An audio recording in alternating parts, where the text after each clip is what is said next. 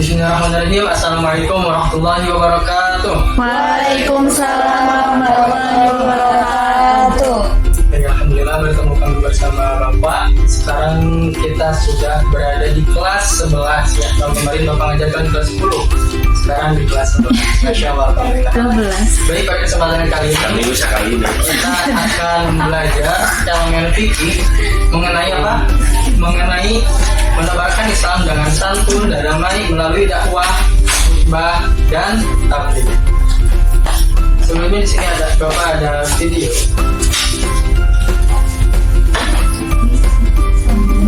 Ya. Kita play dulu. Ya Allah, tapi cina kita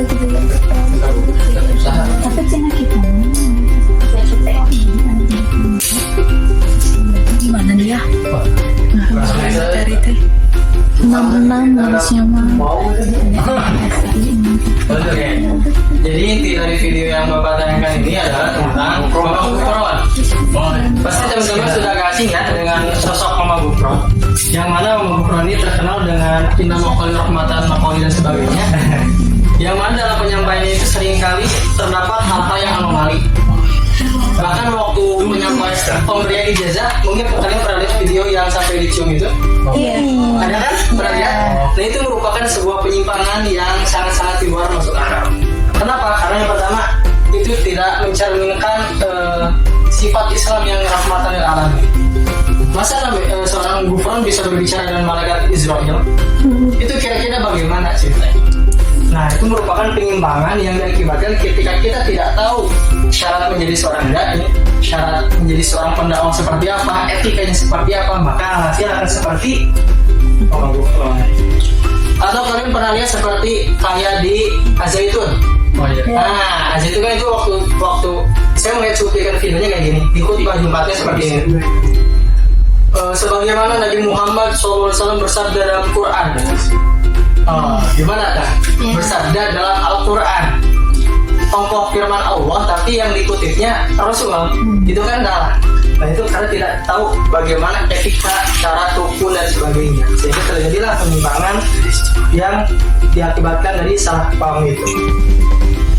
Tadinya kalau ininya jalan bahkan lebih baik. Nah, lantas untuk apa kita belajar tentang tadi etika, kemudian nanti di khutbah ada rukun, syarat dan sebagainya? Karena ini merupakan Islam adalah tanggung jawab setiap muslim. Karena kita adalah muslim yang tidak hanya beribadah sekedar ibadah, tapi kita punya kewajiban untuk amar ma'ruf nahi munkar. Di antaranya seperti apa? Seperti kita berdakwah, tabligh dan khutbah. Apa perbedaannya? Nanti kita bahas bareng-bareng. Adapun tujuan pembelajaran, yang pertama di sini peserta didik dapat menjelaskan pengertian dakwah, khutbah dan tabligh. Kemudian peserta didik dapat mengidentifikasi syarat, rukun dan adab khutbah Jumat. Peserta didik dapat menganalisis perbedaan dakwah, khutbah dan tabligh, dapat memecahkan masalah terkait penyimpangan dakwah, dapat membuat mini proyek, membuat rancangan khutbah, tabligh modern. Yang terakhir, peserta didik dapat menunjukkan sikap kerjasama dan komunikasi baik selama diskusi. Nah, di sini karena temanya ada 3, dakwah, khutbah, tabligh. Di sini saya akan membagi 3 kelompok. Untuk khutbah itu khusus untuk laki-laki, karena kalian akan menjadi khotib nanti. Untuk dakwah berarti perempuan 3 orang lagi ke tabligh. Itu pembagiannya. Tugasnya ngapain? Karena ini problem based learning, kita akan memecahkan sebuah masalah yang mana masalahnya itu adalah apa masalah dari video tersebut, apa dampaknya dan bagaimana solusinya. Saya akan bagikan dulu kertas untuk yang khutbah, ini juga untuk yang tabligh sama ya itu.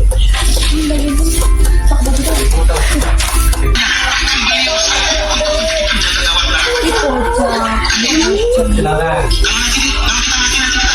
Apa sih penyimpangan yang kenapa terjadi tidak percaya? Terus dampaknya bagi masyarakat apa? Solusinya kira pembuatan. Ternyata saya lihat dalam bukan padang lagi sudah saat ini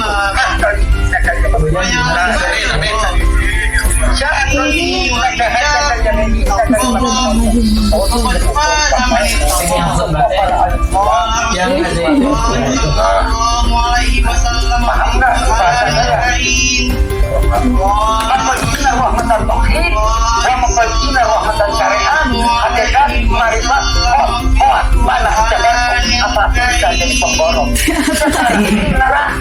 Awas jangan terus-terusan keanehan ya. Ini ya masalah dari video. Ya. Kira-kira apa sih dampak bagi masyarakat sih kalau ceramah tersebut kalian lakukan juga misalnya dengan seperti Masalah utama. Oh, kan. Masalah dari video itu. apa sih masalah? Sekali sewan kan harusnya. Iyalah.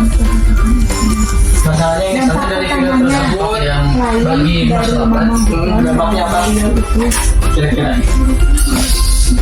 Klaim bahwa Mamang Kupon itu bisa menjadi gawang, menjaga gawang neraka.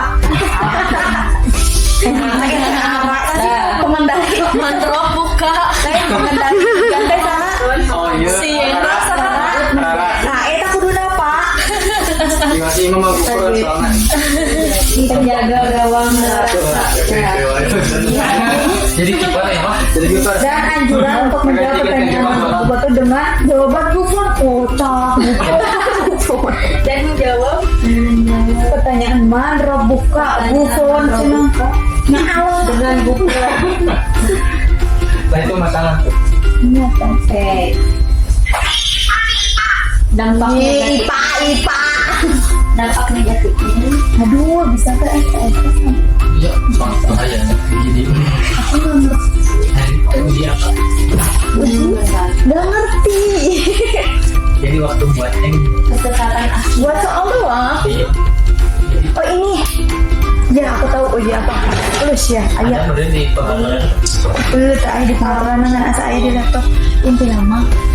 Lupa isi lupa i. Cari we uji yang setuju, tidak setuju sama setuju. apa? Ada itu teh variabelnya. Ini bukan sih. Ntar lagi ngerjain Aku yang nomor 1. oh ini sudah mulai Oh, hanya dicet ya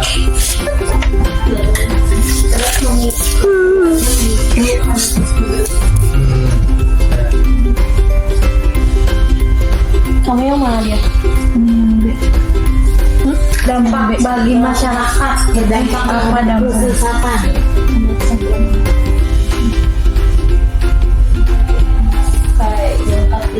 Terus solusinya solusinya gimana sih? Kalau seandainya kalian hadir mendengarkan ceramah yang seperti itu naik ke panggung Abi Pak. Ini susah. Demi semua yang subur.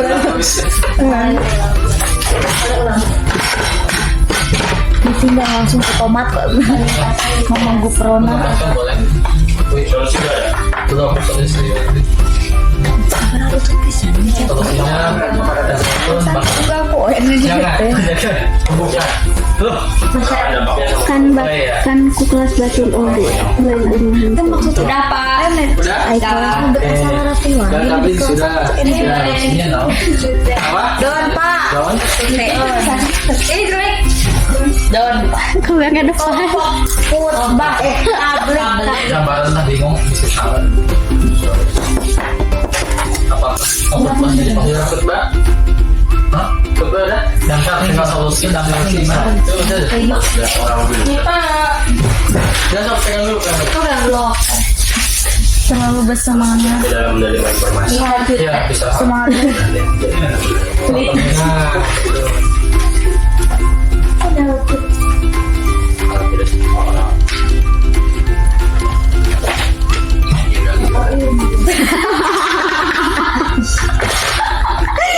si Awi apa tuh? Hanya gitulah. dah oke Lupa. Coba yang berdasarkan tadi tablik ya. Ya, Kalian tablik sampaikan hasil yang tadi. Apa sih masalah dari tiga tersebut? So, satu ewang kan ada tiga. Coba satu yang sok Terus dia. masalahnya apa solusi gimana?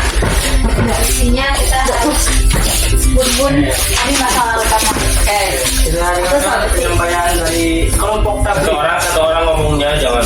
Zah. Kayaknya ada orang kita berdiri satu-satu. Jajan. Wah, apa? Asal aku jajanan. Kayak pipis ya.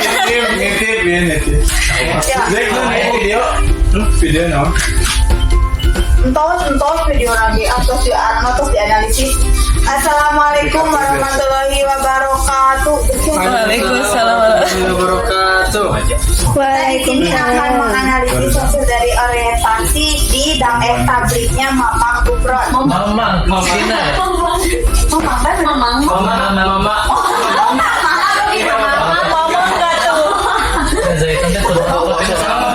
Oh, Mama Gufron apa? Mama Gufron. Iya, Mama. Dari Mama Gufron. Masalah utamanya di tablik ini tuh dia menyampaikan bahwa dia itu adalah penjaga dari gawang neraka dan juga mensosialisasikan bahwasanya jika di kuburan ditanya man robuka, jawabnya itu adalah Gufron, bukan Allah. Nah, itu adalah masalah utamanya. Jadi Mama Gufron memberikan stigma yang sesat. Langsung dulu. Apa sih dampak negatifnya? Nah, yang pertama ada kesesatan akidah di kalangan masyarakat awam. Terus yang kedua ada memicu fanatisme berlebihan. Yang ketiga memecah belah umat. Oke. Nah, solusinya yang pertama edukasi akidah yang benar oleh ulama. Yang kedua tingkatan edukasi keagamaan masyarakat. Sebenarnya kalau lebih pas teman Mama Gufron di panggung, naik, turun.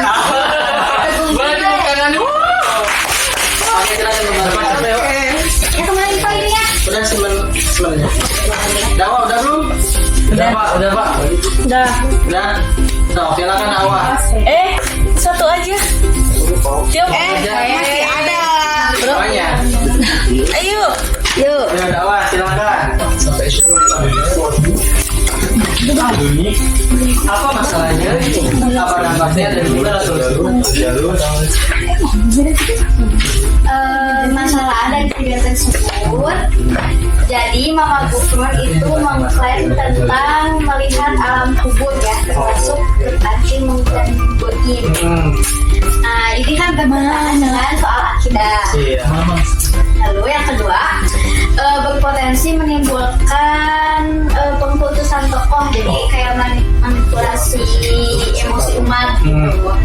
Nah, terus yang ketiga, ini tuh masalahnya bisa menyebabkan ketakutan dan juga fitnah terhadap yang sudah meninggal, terhadap keluarga yang ditinggalkan.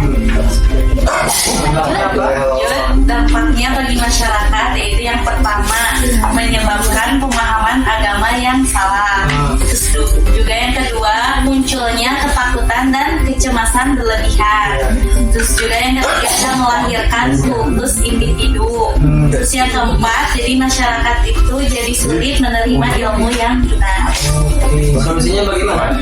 Solusinya edukasi masyarakat biar mereka mempercayai hal seperti itu tanpa bukti gitu ya. Terus cek faktanya dulu, terus arahkan ke pemahaman agama dan logika yang benar.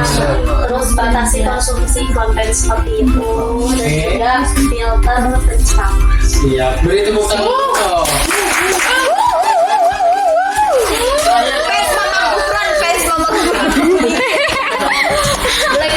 Mama Gufron. Tahu ada Ali. Kelompok dari khutbah. Masalahnya gimana?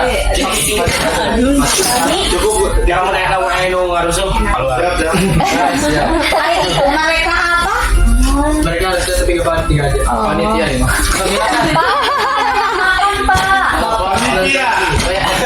Panitia. Operator. Astagfirullahaladzim. BHS, tadi ke BHS. Bener. Yaitu membaca salawat dan ayat Al-Quran. Masya Allah. Namun di khutbah kali ini yang berada di video podcast Aduh lami mah. diajarkan bahwa seakan-akan Al-Quran itu berasal dari Rasulullah. Masya Allah. Baik, apa nama Tiga ya bagi masyarakat karena ini sudah masuk dalam ranah akidah pemahaman Betul. yang menyimpang ya. Sehingga kalau bagi masyarakat yang tidak tahu apa-apa pasti bakal menerima ketimpang gitu tanpa mencari dulu informasinya gitu. Iya. Untuk solusinya Alwi. Awi. Alwi. Awi. Alwi. Haleluya. Kumaha. Solusinya berhati-hatilah dalam menerima informasi.